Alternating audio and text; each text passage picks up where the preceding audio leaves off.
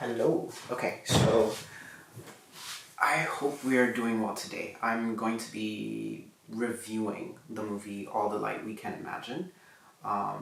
And I didn't have the best viewing experience for this film because I saw it on a plane back to the US, and uh, yeah, it's not the best way to view this film. I wish I saw it in the cinema.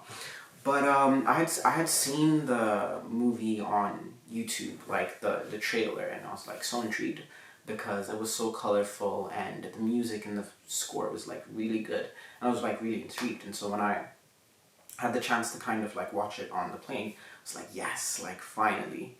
And so some like quick facts about the film is it's directed by Paya Kapadia, and it came out in 2024. I watched it in 2025, and it won the Palme d'Or at the Venice Film Festival the year it came out. So it's like huge. This is like a big deal, right?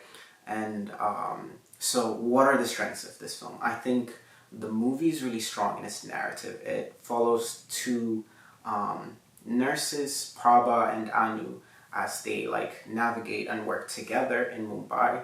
And part of the reason why it makes this film so compelling is because you can see like these characters want to do things that society wouldn't like approve of. Like for example, Prabha, which is who she is, the older nurse. She's married to her husband who's like working abroad in Germany, and she's married to him. But there's this other doctor in her hospital that like really likes her, gives her gifts like poems and stuff, and like she's moved by him. She wants to be by him, but because of her husband, she can't. And like I'm not one to preach adultery, but it's this thing where the husband is like really not there, not present at all in her life at all. He doesn't write her, he doesn't do anything, and so like she wants to maintain this respectability, right? And so there's like that conflict there. But what makes it more interesting is Anu is younger. Like the second nurse is way younger than her, and she's seeing this guy. He's Muslim. Her parents are trying to get her married or like arrange a marriage for her. Not in the like, you have to marry this guy, but more of like, hey, like these are your options, sort of thing. And so it's like it's very interesting to see how Prabha kind of like oppresses Anu because she like people start talking like, hey, Anu is like seeing this guy, she's such a and Prabha's like, damn, like you can't be going around seeing and like this guy, sort of thing. And they fight, and what I like kind of really liked about the like narrative is that like it's so close to like love languages where I grew up, where it's like people won't necessarily say like they love you or like they show you with actions. And so it's like Prabha to apologize would cook Anu food and be like, hey, like I made your favorite, sort of thing. And so it's like, yeah, like it's really good in the sense that it really shows you the social dynamics and pressures in terms of that, like you're this and so you must be expected to do this, sort of thing. And then what else was I really impressed by? Oh man, like the other thing that almost like really got to me was the music. It had the piano score, well, not the like actual film score, but they used a lot of songs from Amohay Tsuge, which is like she's an Ethiopian pianist. She was a nun. Like I want to do a whole video on her and why her music is so amazing.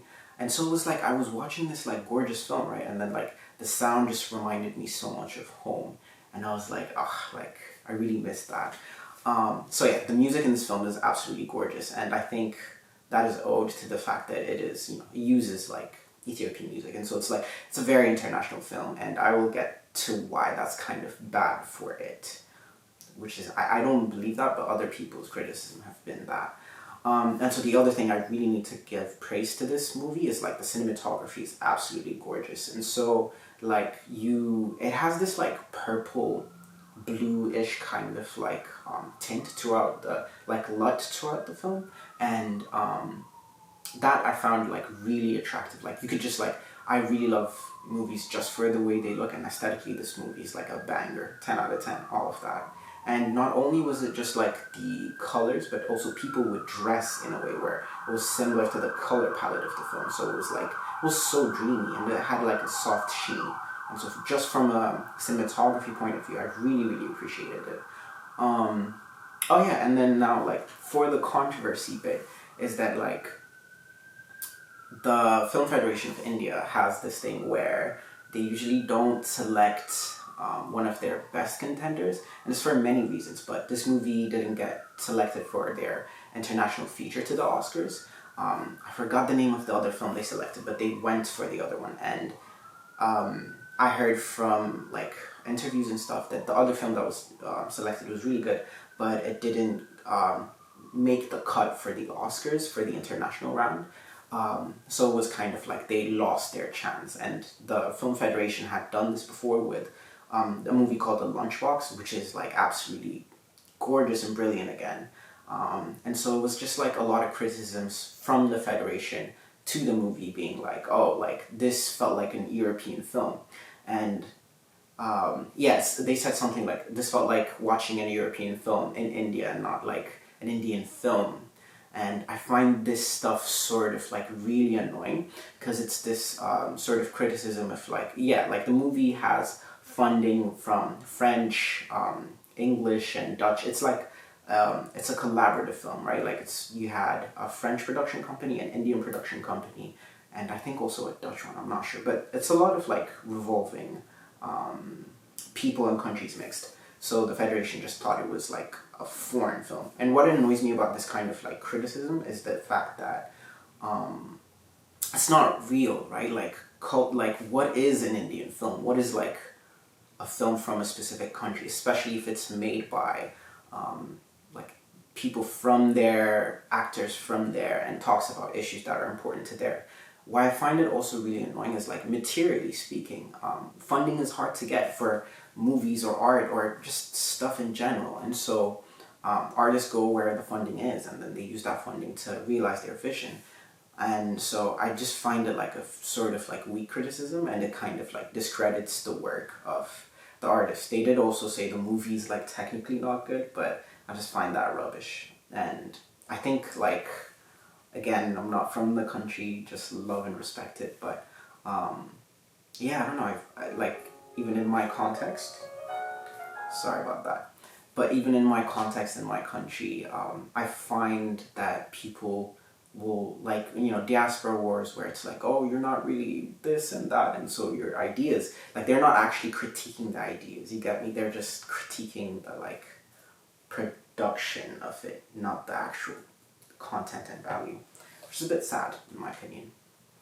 And yeah, I don't know, great performances from the actors, just overall gorgeous film, and I really want to see what other film the director makes. And yeah, it was a solid film, and I'm happy to make it the first review on this channel. Thank you.